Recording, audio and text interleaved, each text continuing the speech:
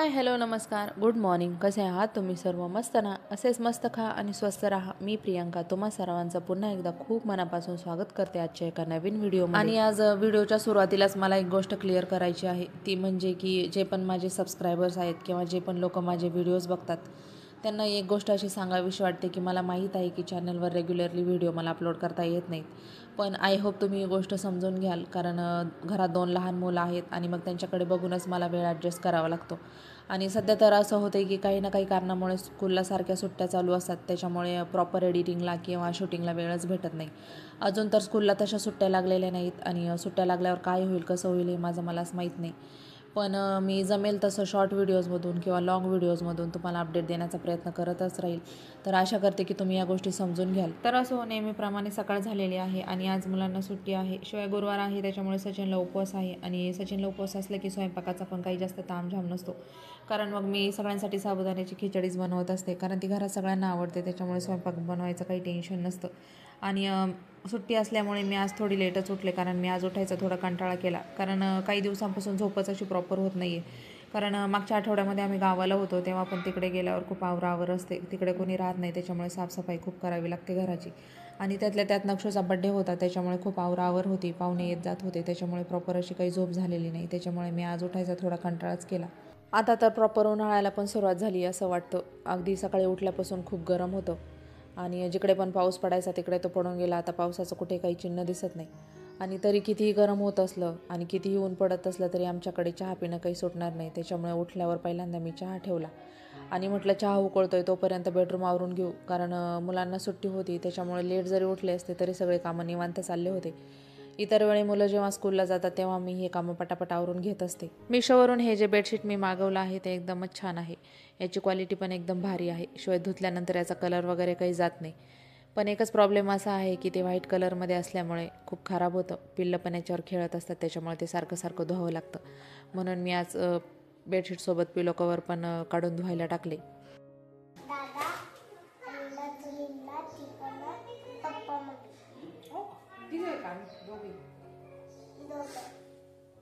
धर्म जाती प्रांत भाषा द्वेष सारे संपू दे, मानसाने मानसाशी मानसा सम वागणे.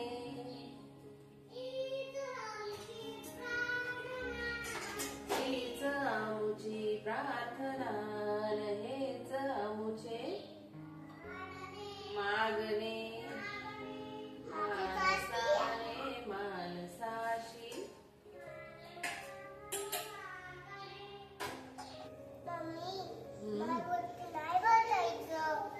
का गो?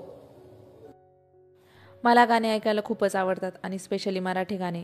त्यातल्या त्यात हे गाणं माझं खूपच फेवरेट आहे, कारण त्याचा अर्थ पण खूप छान आहे आणि नॉनस्टॉप किती पण वेळा मी हे ऐकू शकते, मला त्याचा कंटाळा येणार नाही. आणि मुलांच्या स्कूलमध्ये त्यांना प्रेयरमध्ये हे सॉन्ग शिकवलेलं आहे, त्याच्यामुळे त्यांचं पण तोडकं मोडकं पाठ आहे. सकाळ संध्याकाळ स्वयंपाक करताना किंवा जेव्हा पण वेळ भेटेल तेव्हा मी अशी गाणी लावत असते आणि मुलांचं ऐकून ऐकून ते त्यांना पाठ झालेलं आहे.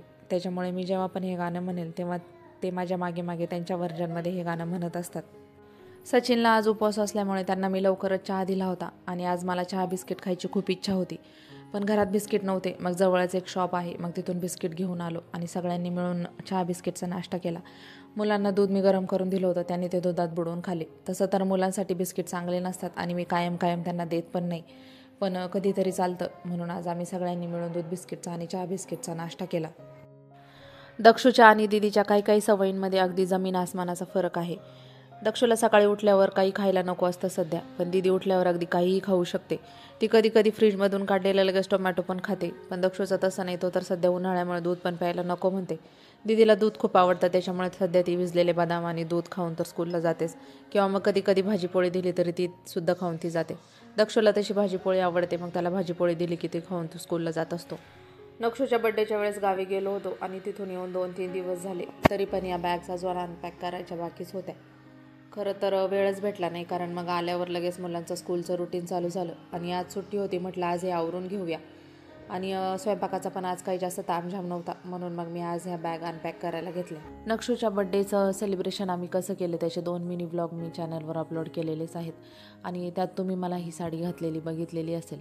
इथून जवळच एक बुटीक आहे, तिथून मी ही साडी घेतली होती. पटोला सिल्क जे म्हणतो आपण त्यातली ही साडी आहे. पण साडी खरंच खूप छान आहे, एकदम चापून चोपून बसते. आणि नक्षूचा बड्डे आला होता म्हणून मी ती तेव्हा घेतली होती. आणि खूप छान कलर पण आहे आणि पाहिल्या मला ती खूप आवडली होती. त्याच्यानंतर ही जी पलाझो तुम्ही माझ्या हातामध्ये आता बघताय ती पण खूप छान आहे. प्युअर कॉटन मटेरियल आहे तिचं. आणि मी ती स्मार्ट बाजारवरून घेतली होती. 2-3 वेळा वॉश करून पण तिचं मटेरियल अगदी जसंच्या तसं आहे. श्रिंक पण झालेली नाही आणि मला ती खूप आवडते. घातल्यावर पण एकदम कम्फर्टेबल वाटतं. ही जी साडी मी त्या बुटीकमधून घेतली तिथूनच मी ब्लाऊज पण शिवून घेतला. आणि साडीला फक्त पिको केलेला आहे, फॉल पण मी केला नाही. कारण काय होतं की ह्या साड्या परत परत घालणं होत नाही आणि प्रत्येक फंक्शनला आपण नवीन साडी घेतच असतो. आणि त्यांनी फॉलचे पैसे मला जरा जास्तच सांगितले. त्याच्यामुळे म्हटलं कशाला उगाच पैसे वाया घालवायचे, कारण त्या साड्या परत परत घालणं होतच नाही. त्याच्यामुळे मी फक्त पिको करून घेतला होता. मुलांचे स्पेशली गावाला जाताना मी जरा जास्त कपडे सोबत ठेवले होते, कारण मग ते गावाला गेले की माती पाणी असं खेळतात आणि त्यांचे तिकडे खूप फ्रेंड्स असतात. त्याच्यामुळे इकडे तिकडे ते पळत असतात. त्याच्यामुळे दिवसातून कधी कधी 2-2, 3-3 वेळा पण कपडे बदलावे लागतात. आणि मग जास्त कपडे सोबत असलेले बरे म्हणून मी जाताना जरा जास्तच कपडे घेतले होते त्यांच्यासोबत. आज मुलांना सुट्टी होती आणि सचिन सकाळपासूनच कामावर बसलेले होते. माझ्याकडे वेळ होता त्याच्यामुळे मीच आज मुलांना आंघोळ घातली, नाहीतरी इतर वेळी सचिनच घालत असतात. मला आंघोळीला जायचं होतं. त्याच्या आधी दिदू बोलली की मला टरबूज खायचं आहे. मग म्हटलं कालच्या दिवशी मी अर्ध कट केलं होतं यातलं टरबूज, अर्ध बाकी होतं. म्हटलं जास्त दिवस ठेवण्यापेक्षा ते आज कट करून देऊ. मग मी ते टरबूज त्यांना कट करून दिलं. जस्ट मी फ्रीजमधून टरबूज काढलं होतं आणि कट केलं, त्याच्यामुळे ते खूप छान थंड होतं. आणि उन्हाळ्यात मुलांना थंड दिलं तरी सर्दीचा एवढा काही त्रास होत नाही, त्याच्यामुळे मी ते लगेचच कट करून मुलांना दिलं. आणि ते खूप थंड तर होतंच, त्याच्यामुळे खूप टेस्टी लागत होतं, शिवाय खूप गोडही होतं. आणि टरबूजचं असं आहे की ते थंड असलं तरच खायला छान लागतं. दीदी जी आहे ना तिला टरबूज खूपच आवडतं. ती एकदम मोठी अशी टरबूज लवर आहे. आणि स्कूलवरून आली की तिचं पहिलं लक्ष फ्रीजमध्ये असतं की फ्रीजमध्ये टरबूज आहे की नाही, आणि असलं की तिला लगेचच कट करून द्यावं लागतं.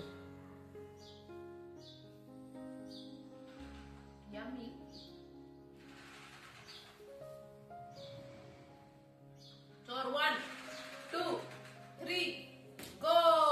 दक्षू चोर.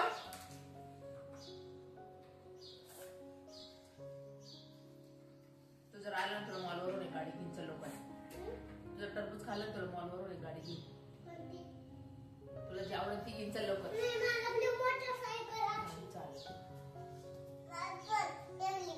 हा आकर मीठ लावलंय मस्त. धर लवकर. हा बस येते याला.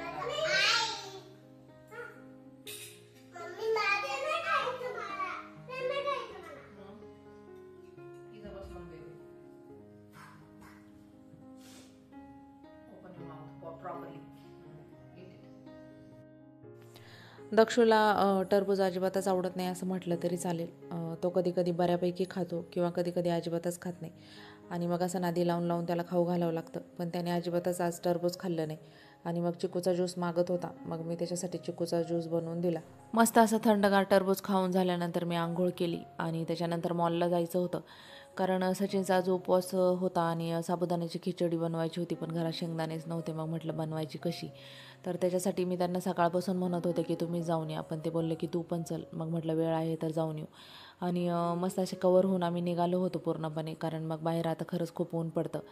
मॉलमध्ये गेल्या गेल्या माझी नजर आवळा कॅन्डीचे जे पॅकेट होते त्याच्यावर पडली, पण नंतर मला असं वाटलं की याच्यात खूप साखर असेल म्हणून मी ते घेतले नाही. घरातला काही किराणा पण घ्यायचा बाकी होता. तांदूळ घ्यायचे होते मेन, पण जो पाहिजे होता तो काही तिथे शिल्लक नव्हता. मग म्हटलं जाऊ द्या नंतरच घेऊ, कारण मग घरात अजून काही तांदूळ शिल्लक होता. म्हटलं मग मॉलमध्ये जेव्हा तांदूळ येईल तेव्हा परत घ्यायला येऊ. शेंगदाणे घेतले आणि जरा यावेळी जास्तच घेतले, कारण मग शेंगदाणे उपवासासाठी खूप लागतात आणि मग लवकर लवकर संपतात, त्याच्यामुळे यावेळी जरा जास्तच घेतले. शेंगदाणे घेतले. त्याच्यानंतर दही घ्यायचं होतं, कारण मग उपवास असला की सचिनला त्याच्यासोबत दही किंवा ताक खायला लागतंच. मग म्हटलं दहीच घेऊया मग, कारण त्याच्यापासून मला ताक पण बनवता येईल. शिवाय मला घरचं दही बनवायचं असेल तर मला काही विरजण पण ठेवता येईल, त्याच्यामुळे दह्याचा मोठा पॅक घेतला. आतापर्यंत या दह्याचे आम्ही बरेचसे कॅन संपवलेले आहेत. हे दही खायला पण खूप छान लागतं, पण आता बाहेरचं दही नको वाटतं. त्याच्यामुळे म्हटलं चला आता हा शेवटचा पॅक घेऊया आणि यातलं काही विरजण ठेवूया, जेणेकरून घरच्या घरी दही बनवता येईल. दक्षू काय आज मॉलमध्ये आला नव्हता, कारण येता येता आम्ही ज्योतिताईकडून आलो तेव्हा तो तिथेच थांबला होता. कोणतं? कशाला? काय करायचंय? आ?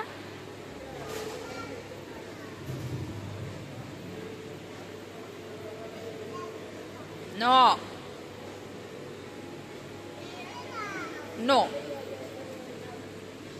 No no no. काय?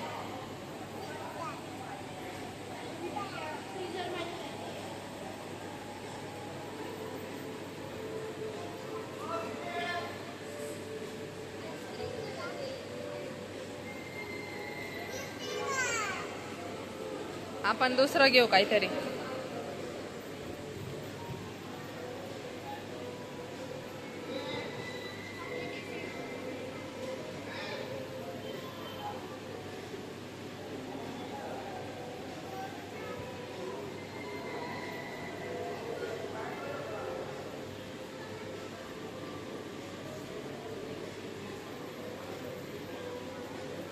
मॉलमधून लगेचच घरी आलो आणि मॉलमध्ये दीदीची आज खूप मज्जा आली.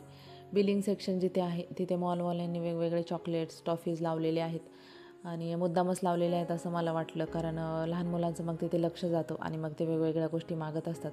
दीदीचं पण तसंच झालं. तिथे तिला वेगवेगळ्या चॉकलेट दिसले त्याच्यामुळे ती मागत होती. काय घेऊ नये काय नको असं तिला होत होतं, पण मग तिला जरा भीती पण वाटत होती की तिला कोणी ओरडेल की काय असं तिला वाटत होतं. त्याच्यामुळे त्या भीतीने तिने काही घेतलं नाही आणि घेऊ का विचारत होती, पण मी तिला नाही बोलले, कारण मग मला माहीत आहे तिला दही आवडतं आणि दह्याचा कॅन मी घेतलेलाच होता. एकतर ती दही खाईल किंवा त्याच्यापासून ताक जरी बनवलं तरी ती ते व्यवस्थितपणे पिणार होती. त्याच्यामुळे म्हटलं हे बाहेरचं काही देण्यापेक्षा आपण तेच देऊया तिला. त्याच्यामुळे मी सरळ तिला घरी घेऊन आली. घरी यायला थोडासा उशीरच झाला होता, कारण मग दक्षू ज्योतिताईकडे थांबला होता. त्याला येता येता घेतलं, त्यामुळे तिथे पण थोडासा वेळ गेला. त्याच्यामुळे घरी आल्यावर मी लगेच स्वयंपाकाला लागली. स्वयंपाकामध्ये पण आज जास्त काही तामझाम नव्हता, कारण फक्त साबुदाण्याचीच खिचडी बनवायची होती. सचिनचा आज उपवास होता आणि सचिनचा उपवास असला की मी शक्यतो सगळ्यांसाठी साबुदाण्याची खिचडी बनवत असते, कारण मग सगळ्यांनाच ती आवडते घरात. आणि मुलांसाठी बनवायची म्हटली की थोडी फिकीच बनवावी लागते, थोडं कमी तिखट बनवावं लागतं, कारण मग त्यांना पण व्यवस्थित खाता यायला पाहिजे. कालच्या दिवशी सचिनने हिरव्या मिरच्या आणल्या होत्या, त्यातल्या काही कोवळ्या मी काढून ठेवल्या होत्या आणि म्हटलं साबुदाण्याची खिचडी थोडी कमी तिखट बनवली तर त्यांना मिरच्या तरी सोबत खाता येतील, म्हणून मी थोड्या मिरच्या तळल्या होत्या. बटाटे तर बरं झालं मी सकाळीच उकडून ठेवले होते, कारण मग आल्यावर बटाटे उकडायला पुन्हा थंड व्हायला खूप वेळ गेला असता आणि मला माहीत होतं की मला आल्यावर लगेच स्वयंपाकाची तयारी करावी लागणार आहे आणि बटाटे जर मी आल्यावर उकडायला घेतले असते तर खूप वेळ गेला असता. त्याच्यामुळे पुढची पण कामं खूप लेट झाली असती. त्याच्यामुळे मी बटाटे आधीच उकडून ठेवले, जेणेकरून आल्यावर मला लगेच स्वयंपाकाला सुरुवात करता येईल. मॉलवरून येताना जे दही आणलं होतं मी ते आल्यावर परत पुन्हा तसंच फ्रीजमध्ये ठेवलं होतं, जेणेकरून ते चांगलं थंड राहील.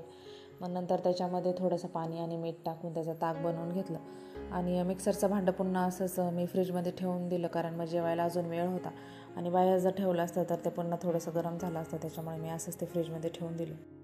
बटाटे उकडताना जरा मुद्दामच मी जास्त उकडले होते, कारण मग काही बटाटे साबुदाण्याच्या खिचडीला वापरता येतील आणि काहीची अशी भाजी करता येईल, कारण दक्षूचा बटाटा एकदमच फेवरेट आहे आणि अशी भाजी केली की तो आवडीने खातो. त्याच्यामुळे काही बटाट्यांची अशी भाजी बनवली आणि काही साबुदाण्याच्या खिचडीसाठी वापरली. मुलांच्या स्कूलच्या टिफिनला जेव्हा मी साबुदाण्याची खिचडी देत असते तेव्हा ती एकदम साध्या पद्धतीने बनवलेली असते. उकडून बटाटे टाकत नाही मी त्याच्यामध्ये, शक्यतो किसूनच बटाटा टाकत असते, कारण मग तेव्हा एवढा वेळ नसतो. पण तरीही किसून बटाटा टाकलेली खिचडी पण चांगलीच बनते. पण आज सुट्टी होती, निवांत वेळ होता, मग म्हटलं चला उकडून बटाट्याची खिचडी बनवू, कारण मग दोन्ही खिचडींच्या टेस्टमध्ये फरक पडतो आणि कायम तेच खाल्ल्यासारखं वाटत नाही. सगळा मेन्यू बऱ्यापैकी छान असा बनवून झालेला होता आणि लगेचच गरम गरम मी ताटामध्ये तो सर्व केला. ताक पण फ्रीजमध्ये ठेवल्यामुळे चांगलं मस्त थंड होतं आणि सगळ्यांना भूक पण लागलेली होती. मग म्हटलं चला सगळ्यांनी आता जेवणच करून घेऊया. त्याच्यामुळे मी ताट तयार केलं आणि सगळ्यांना जेवायला घेतलं. सगळ्यांनी मस्त असं पोटभर जेवण केलं आणि जेवणानंतर भांडे घासायला किंवा किचन क्लीन करायला खूपच कंटाळा येतो. त्याच्यामुळे मी शक्यतो जमेल तेवढे भांडे जेवणाच्या अगोदरच घासत असते आणि जमलं तर किचन पण क्लीन करून ठेवत असते. आज पण मी तसंच केलं होतं आणि त्याच्यामुळे जेवणानंतर खूपच थोडे भांडे होते घासण्यासाठी. जेवताना काही मी माझ्या वाट्याचं ताक घेतलं नव्हतं, कारण मग जेवताना प्यायला मला ते फारसं आवडत नाही, त्याच्यामुळे मी ते फ्रीजमध्ये ठेवलं होतं. आणि किचनमधले सगळे कामं आवरल्यानंतर पहिल्यांदा मी चेंज करून घेतलं, म्हटलं थोडंसं रिलॅक्स वाटेल. तोपर्यंत ताक पण बऱ्यापैकी थंड झालं होतं. मग ते ग्लासात ओतून घेतलं आणि म्हटलं आता सोफ्यावर बसून निवांत पिऊया. पिल्लं पण तोपर्यंत झोपले होते आणि कामं जर पेंडिंग असेल तर डोक्यात सारखी तीच तीच गणगण चालू असते. त्याच्यामुळे मग मी आधी सगळे कामं आवरून घेतली आणि नंतर रिलॅक्स बसून ताक प्यायला घेतलं. तर आता पिल्लं पण मस्त झोपलेले आहेत आणि या थंडगार ताकासोबत मी पण माझा टाईम मस्त एन्जॉय करते. आय होप तुम्हाला हा व्हिडिओ आवडला असेल. व्हिडिओ आवडला असेल तर व्हिडिओला लाईक करा. चॅनलवर नवीन असाल तर चॅनलला सबस्क्राईब करायला विसरू नका आणि आपण भेटूया पुन्हा अशाच एका नवीन इंटरेस्टिंग व्हिडिओमध्ये. तोपर्यंत tata, bye bye, take care.